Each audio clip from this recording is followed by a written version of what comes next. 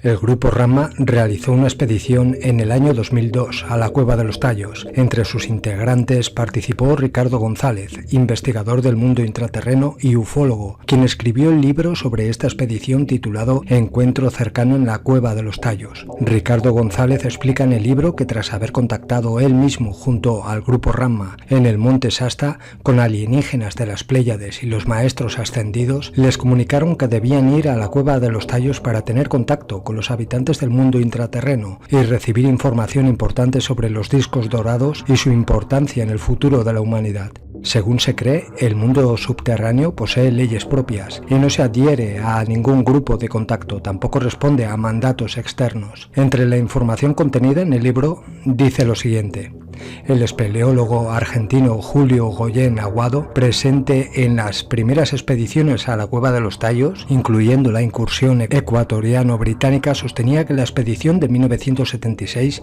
fue financiada por la Iglesia mormona, ya que las planchas metálicas que aludía Moritz recordaban a las propias planchas de oro que recibiera el profeta Joseph Smith de manos del ángel Moroni. Teniendo en cuenta que leyendas mormonas apuntan a que los citados registros estarían ocultos actualmente en algún lugar de la cordillera de los Andes, es curioso notar que la zona donde se ubica la Cueva de los Tallos se denomina Morona, similar al nombre del enviado, Moroni, que contactara a Smith. Sea como sea, Julio Goyen Aguado, ya fallecido, sospechaba que Stanley Hall pertenecía a los servicios secretos del Reino Unido, además de formar parte de la masonería inglesa, sumamente interesada en encontrar la biblioteca metálica. Neil Armstrong también es masón. El tema de la biblioteca metálica ha atraído a muchos buscadores, despistando a quienes embarcan en esta odisea del verdadero secreto del mundo subterráneo. Además, se encontraron restos arqueológicos en el monte Shasta de una civilización oculta. En 1904, el geólogo norteamericano J.C. Brown descubrió un túnel que se adentraba en el monte Shasta. En su exploración, Brown halló una recámara con esqueletos humanos, humanoides, que llegaban a medir más de 3 metros de altura. Investigando sobre el tema, nos topamos con que en 1931 el Dr. M. Doreal afirmó haber llegado al interior del monte Shasta gracias a un túnel abierto en una zona secreta, el mismo que encontrara J.C. Brown. Una vez dentro, Doreal observó una ciudad de aspecto maya en perfecto estado de conservación e incluso se topó con unos hombres extraños poseedores de extraordinarias facultades psíquicas. Otro punto interesante que hallamos fue una conocida leyenda Hopi que menciona a unos dioses alienígenas llamados Kachinas, provenientes de las Pléyades, rescatando a un pueblo que se estaba hundiendo en las aguas del Pacífico. El mundo perdido es denominado Cascara y los ancianos Hopi sostienen que los Kachinas rescataron a este pueblo en naves voladoras, siendo trasladados a América. Los Hopi, afincados actualmente en una reserva de Arizona, afirman ser sus descendientes. Durante la expedición en las Cuevas de los Tallos, Ricardo explica que tuvieron contacto con una de las razas de seres que la habitan. Eran altos y delgados, desprendían luz de sus cuerpos. Al principio se aparecieron al grupo en forma de esferas de luz, de orbes, pero luego tomaron forma humanoide. Estos seres les explicaron que un grupo de ingenieros genéticos en el pasado, sembradores de vida y arquitectos de planetas, una avanzada raza extraterrestre de las Pléyades, vinieron a nuestro mundo para reparar un daño estelar provocado en la Tierra. Viajaron al pasado y crearon un tiempo alternativo en nuestro mundo, diferente a la dinámica que sigue el universo, dándonos así una suerte de segunda oportunidad o aliento de vida. Después de esto, procederían a realizar modificaciones genéticas sobre ciertos mamíferos hasta llegar finalmente a un grupo de antropoides de donde saldría el Homo sapiens actual, el ser humano. Esto es manipulación de la verdadera historia de la humanidad, ya que fuimos creados como ganado para las entidades parasitarias que crean las granjas prisión. Es la estrategia que siempre utilizan estas entidades. Mezclan fantasía con realidad para ocultar la verdadera agenda. Lo disfrazan todo con excusas y palabras bonitas. Es el plan de la nueva era, para colocarnos salvadores alienígenas, y siguen explicando lo siguiente: decir que seres físicos de una civilización avanzada extraterrestre puedan modificar la realidad unidad temporal de un planeta entero suena descabellado, pero recordemos que a los seres de las Pléyades o los Elohim ya se les había asignado misiones delicadas, como la programación genética de Jesús y su respectivo seguimiento. Por poner un ejemplo que involucra a los pleiadianos con el tiempo, echemos una mirada al protoevangelio de Santiago, capítulo 18, donde se narra el parto cósmico de María, asistida por seres de las Pléyades. Cuando José vuelve a la cueva donde María estaba dando a luz a Jesús, contempla estremecido José, de asombro, cómo todo el lugar estaba detenido. José veía las aves en el cielo literalmente inmóviles, las ovejas de pastoreo paralizadas y el pastor. Incluso observó unas cabras en la corriente del río que ponían el hocico cerca del agua con actitud de beber. Pero todo también estaba detenido. Ni qué decir de la nube luminosa posada sobre la cueva. Basta este ejemplo para graficar el dominio del tiempo que poseen los pleiadianos. Volviendo al momento en que viajaron al pasado, no podemos precisar aún si se trata del mismo grupo de pleiadianos que estuvieron con Jesús. En los tallos descubrimos que se había instalado una especie de máquina que cumple algún tipo de función con el tiempo artificial del planeta.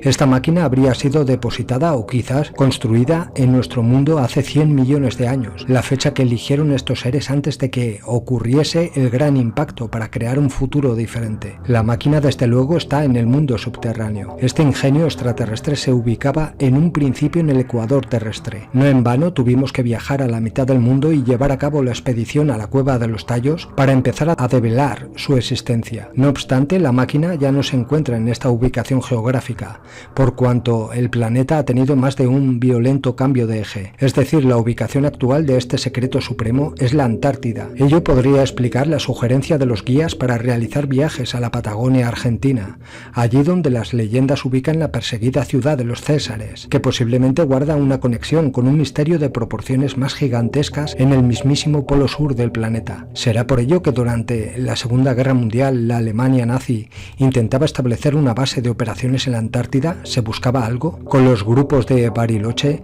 años atrás habíamos recibido mensajes que hablaban de un secreto que protegían los guías en la Antártida, donde incluso la Confederación posee hasta 3 bases. Si analizamos el proceso de la misión, veremos que la presencia de los hermanos mayores en el frío continente no es una novedad. En 1986, cuando Sisto Paz sube por primera vez a una nave en el desierto del Chilca, el guía Oxalc le dice que venían de la Antártida y que volverían allí una vez culminada la experiencia.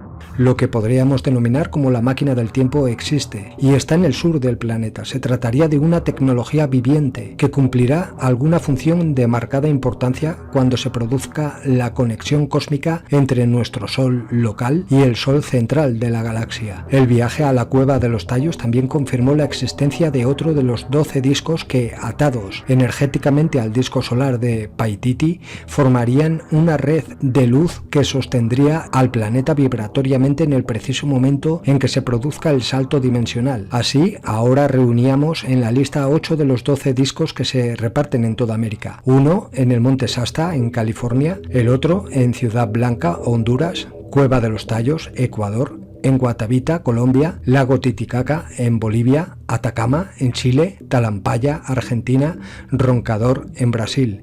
Tenemos claros indicios que apuntan a la ubicación de 2 discos más en México y Venezuela. Estos discos fueron construidos por mentes alienígenas para entregárselos a elevados sacerdotes de culturas antiguas. Después, con el último cataclismo global que afectó al planeta hace unos 12.000 años, a raíz de la destrucción de la Atlántida, los discos serían escondidos en el mundo subterráneo. La Cueva de los Tallos es parte de esta red de túneles de origen natural, pero acondicionados por tecnología alienígena en un remoto pasado.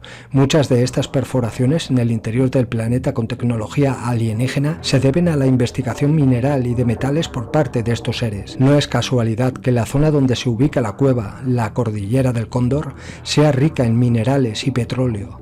Estos túneles fueron aprovechados posteriormente por culturas antediluvianas que vieron en las oquedades de la Tierra su único refugio. Desde luego, aquellos sobrevivientes no eran los primeros en afincarse un largo tiempo allí, aunque en verdad habían establecido sus ciudades en la superficie. Parte de estas construcciones podrían haber sido arrastradas a las entrañas de la Tierra cuando se produjo el último cataclismo, y es muy factible porque en el sistema de túneles de los Tallos hallamos clarísimas señales de hundimientos, bloques de de piedra, evidentemente artificiales, estrellados en el suelo y pasillos inclinados. Eran los restos de una civilización muy antigua. Estas culturas desaparecidas fueron las autoras de las famosas planchas metálicas que descubrió Moritz. La conexión que guardan estas cuevas del Ecuador con el tema del tiempo se basa en que fueron visitadas inicialmente por 7 seres de las Pléyades. En los tallos recibimos que quien encabezaba el equipo de científicos alienígenas se llamaba Ameriel. El factor que lo une todo es el tiempo. Lo fue en un principio y así culminará. En la experiencia con el tiempo real en la cueva de los tallos comprendimos que efectivamente el tiempo no existe. Como dicen los guías, es tan solo una forma mental que procura medir el tránsito de los acontecimientos. Antiguamente la medición del tiempo solía basarse en el tiempo que tardaba la Tierra en rodar sobre su propio eje, pero como esta rotación es irregular, se sugirió aplicar otra medida de tiempo en 1956, basándose en el año o la longitud de la órbita anual del planeta alrededor del Sol. Y finalmente, atención a esto, en 1967 se volvió a definir la medición del tiempo en relación con la vibración de una longitud de onda que provenía de un elemento muy especial dentro de nuestros grupos de contacto, el cesio.